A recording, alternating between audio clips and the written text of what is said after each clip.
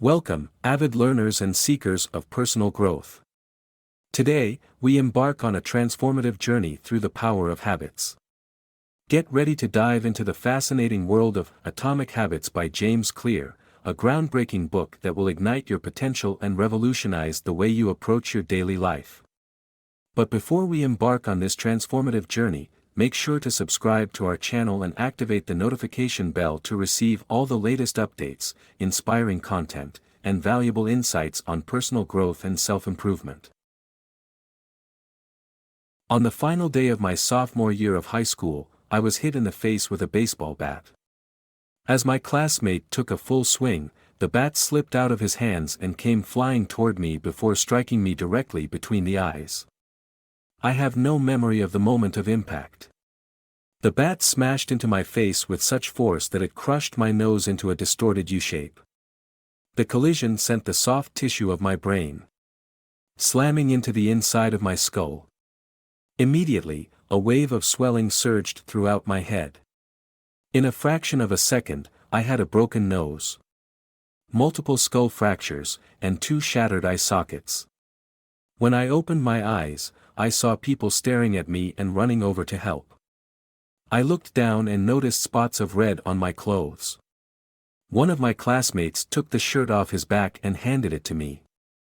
I used it to plug the stream of blood rushing from my broken nose. Shocked and confused, I was unaware of how seriously I had been injured. My teacher looped his arm around my shoulder and we began the long walk to the nurse's office, across the field, down the hill, and back into school. Random hands touched my sides, holding me upright. We took our time and walked slowly. Nobody realized that every minute mattered. When we arrived at the nurse's office, she asked me a series of questions. "What year is it?" 1998, I answered. It was actually 2002. "Who is the President of the United States?" "Bill Clinton," I said. The correct answer was George W. Bush. "What is your mom's name?" I stalled. 10 seconds passed. "Patty," I said casually, ignoring the fact that it had taken me 10 seconds to remember my own mother's name. That is the last question I remember. My body was unable to handle the rapid swelling in my brain and I lost consciousness before the ambulance arrived. Minutes later, I was carried out of school and taken to the local hospital. Shortly after arriving, my body began shutting down. I struggled with basic functions like swallowing and breathing. I had my first seizure of the day. Then I stopped breathing entirely. As the doctors hurried to supply me with oxygen, they also decided the local hospital was unequipped to handle the situation and ordered a helicopter to fly me to a larger hospital in Cincinnati. I was rolled out of the emergency room doors and toward the helipad across the street. The stretcher rattled on a bumpy sidewalk as one nurse pushed me along while another pumped each breath into me by hand. My mother, who had arrived at the hospital a few moments before, climbed into the helicopter beside me. I remained unconscious and unable to breathe on my own as she held my hand during the flight. While my mother rode with me in the helicopter, my father went home to check on my brother and sister and break the news to them. He choked back tears as he explained to my sister that he would miss her 8th grade graduation ceremony that night. After passing my siblings off to family and friends, he drove to Cincinnati to meet my mother. When my mom and I landed on the roof of the hospital, a team of nearly 20 doctors and nurses sprinted onto the helipad and wheeled me into the trauma unit. By this time, the swelling in my brain had become so severe that I was having repeated post-traumatic seizures.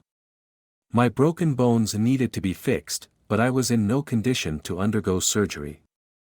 After yet another seizure, my third of the day, I was put into a medically induced coma and placed on a ventilator. My parents were no strangers to this hospital. 10 years earlier, they had entered the same building on the ground floor after my sister was diagnosed with leukemia at age 3. I was 5 at the time. My brother was just 6 months old. After 2.5 years of chemotherapy treatments, spinal taps, and bone marrow biopsies, my little sister finally walked out of the hospital happy, healthy, and cancer-free. And now, after 10 years of normal life, my parents found themselves back in the same place with a different child. While I slipped into a coma, the hospital sent a priest and a social worker to comfort my parents. It was the same priest who had met with them a decade earlier on the evening they found out my sister had cancer. As day faded into night, a series of machines kept me alive. My parents slept restlessly on a hospital mattress. One moment they would collapse from fatigue, the next they would be wide awake with worry. My mother would tell me later, it was one of the worst nights I've ever had. Mercifully, by the next morning my breathing had rebounded to the point where the doctors felt comfortable releasing me from the coma. When I finally regained consciousness, I discovered that I had lost my ability to smell. As a test, a nurse asked me to blow my nose and sniff an apple juice box. My sense of smell returned, but, to everyone's surprise, the act of blowing my nose forced air through the fractures in my eye socket and pushed my left eye outward. My eyeball bulged out of the socket, held precariously in place by my eyelid and the optic nerve attaching my eye to my brain. The ophthalmologist said my eye would gradually slide back into place as the air seeped out, but it was hard to tell how long this would take. I was scheduled for surgery 1 week later, which would allow me some additional time to heal. I looked like I had been on the wrong end of a boxing match, but I was cleared to leave the hospital. I returned home with a broken nose, half a dozen facial fractures, and a bulging left eye. The following months were hard. It felt like everything in my life was on pause. I had double vision for weeks, I literally couldn't see straight. It took more than a month, but my eyeball did eventually return to its normal location. Between the seizures and my vision problems, it was 8 months before I could drive a car again. At physical therapy, I practiced basic motor patterns like walking in a straight line. I was determined not to let my injury get me down, but there were more than a few moments when I felt depressed and overwhelmed. I became painfully aware of how far I had to go when I returned to the baseball field 1 year later. Baseball had always been a major part of my life. My dad had played minor league baseball for the St. Louis Cardinals, and I had a dream of playing professionally, too.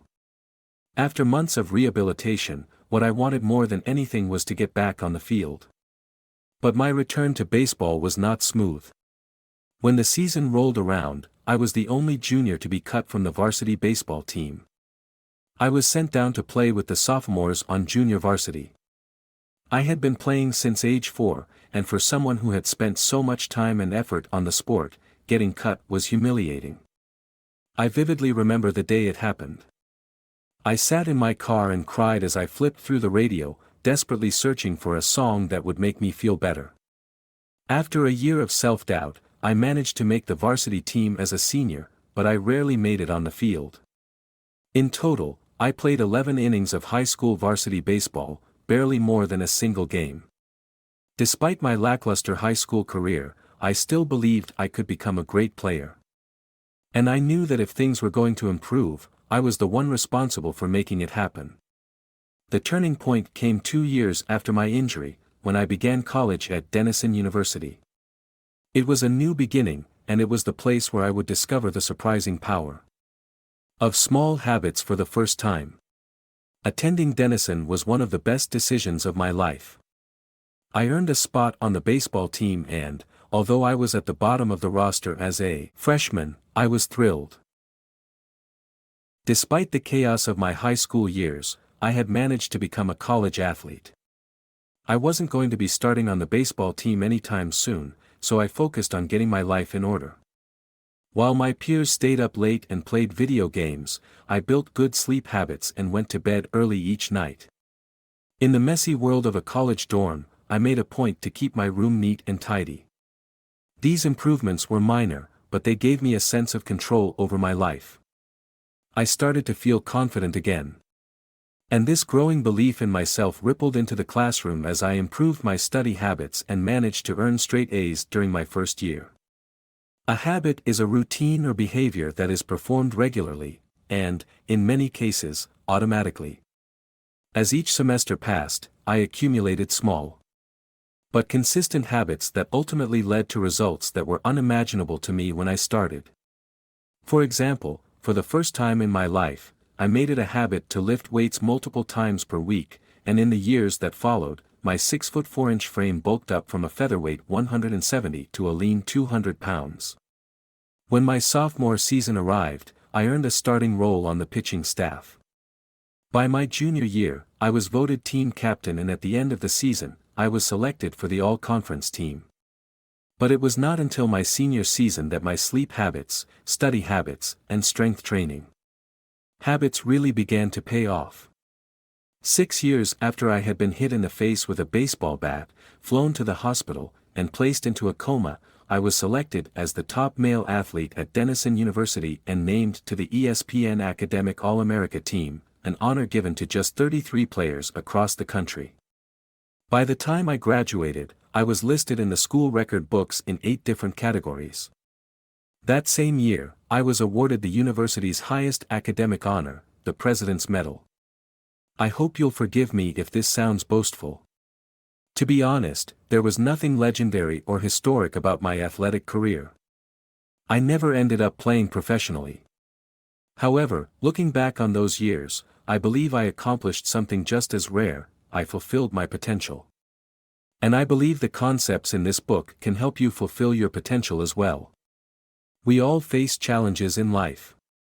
This injury was one of mine, and the experience taught me a critical lesson. Changes that seem small and unimportant at first will compound into remarkable results if you're willing to stick with them for years. We all deal with setbacks, but in the long run, the quality of our lives often depends on the quality of our habits. With the same habits, you'll end up with the same results. But with better habits, anything is possible. Maybe there are people who can achieve incredible success overnight. I don't know any of them, and I'm certainly not one of them. There wasn't one defining moment on my journey from medically induced coma to academic All-American. There were many. It was a gradual evolution, a long series of small wins and tiny breakthroughs. The only way I made progress, the only choice I had, was to start small. And I employed this same strategy a few years later when I started my own business and began working on this book. In November 2012, I began publishing articles at jamesclear.com. For years, I had been keeping notes about my personal experiments with habits, and I was finally ready to share some of them publicly. I began by publishing a new article every Monday and Thursday. Within a few months, this simple writing habit led to my first 1,000 email subscribers, and by the end of 2013 that number had grown to more than 30,000 people. In 2014, my email list expanded to over 100,000 subscribers, which made it one of the fastest-growing newsletters on the internet. I had felt like an imposter when I began writing 2 years earlier, but now I was becoming known as an expert on habits, a new label that excited me but also felt uncomfortable. I had never considered myself a master of the topic, but rather someone who was experimenting alongside my readers. In 2015, I reached 200,000 email subscribers and signed a book deal with Penguin Random House to begin writing the book you are reading now. As my audience grew, so did my business opportunities. I was increasingly asked to speak at top companies about the science of habit formation, behavior change, and continuous improvement. I found myself delivering keynote speeches at conferences in the United States and Europe. In 2016, my articles began to appear regularly in major publications like Time, Entrepreneur, and Forbes. Incredibly, my writing was read by over 8 million people that year. Coaches in the NFL, NBA, and MLB began reading my work and sharing it with their teams. At the start of 2017, I launched the Habits Academy, which became the premier training platform for organizations and individuals interested in building better habits in life and work. Fortune 500 companies and growing startups began to enroll their leaders and train their staff. In total, over 10,000 leaders, managers, coaches, and teachers have graduated from the Habits Academy, and my work with them has taught me an incredible amount about what it takes to make habits work in the real world. As I put the finishing touches on this book in 2018, JamesClear.com is receiving millions of visitors per month and nearly 500,000 people subscribe to my weekly email newsletter, a number that is so far beyond my expectations when I began that I'm not even sure what to think of it. The entrepreneur and investor Naval Ravikant has said, "To write a great book, you must first become the book." I originally learned about the ideas mentioned here because I had to live them. I had to rely on small habits to rebound from my injury, to get stronger in the gym, to perform at a high level on the field, to become a writer, to build a successful business. And simply to develop into a responsible adult. Small habits helped me fulfill my potential, and since you picked up this book, I'm guessing you'd like to fulfill yours as well. In the pages that follow, I will share a step-by-step plan for building better habits, not for days or weeks, but for a lifetime. While science supports everything I've written, this book is not an academic research paper, it's an operating manual. You'll find wisdom and practical advice front and center as I explain the science of how to create and change your habits in a way that is easy to understand and apply. The fields I draw on, biology, neuroscience, philosophy, psychology, and more, have been around for many years. What I offer you is a synthesis of the best ideas smart people figured out a long time ago as well as the most compelling discoveries scientists have made recently. My contribution, I hope, is to find the ideas that matter most and connect them in a way that is highly actionable. Anything wise in these pages you should credit to the many experts who preceded me. Anything foolish, assume it is my error. The backbone of this book is my 4-step model of habits: cue, craving, response, and reward, and the 4 laws of behavior change that evolve out of these steps. Readers with a psychology background may recognize some of these terms from operant conditioning, which was first proposed as stimulus, response, reward by B. F. Skinner in the 1930s and has been popularized more recently as cue, routine, reward in The Power of Habit by Charles Duhigg. Behavioral scientists like Skinner realized that if you offered the right reward or punishment, you could get people to act in a certain way. But while Skinner's model did an excellent job of explaining how external stimuli influenced our habits, it lacked a good explanation for how our thoughts, feelings, and beliefs impact our behavior. Internal states, our moods and emotions, matter too. In recent decades, scientists have begun to determine the connection between our thoughts, feelings, and behavior. This research will also be covered in these pages. In total, the framework I offer is an integrated model of the cognitive and behavioral sciences. I believe it is one of the first models of human behavior to accurately account for both the influence of external stimuli and internal emotions on our habits. While some of the language may be familiar, I am confident that the details, and the applications of the 4 laws of behavior change, will offer a new way to think about your habits. Human behavior is always changing, situation to situation, moment to moment, second to second. But this book is about what doesn't change. It's about the fundamentals of human behavior. The lasting principles you can rely on year after year. The ideas you can build a business around, build a family around, build a life around. There is no one right way to create better habits, but this book describes the best way I know, an approach that will be effective regardless of where you start or what you're trying to change. The strategies I cover will be relevant to anyone looking for a step-by-step system for improvement, whether your goals center on health, money, productivity, relationships, or all of the above. As long as human behavior is involved, this book will be your guide.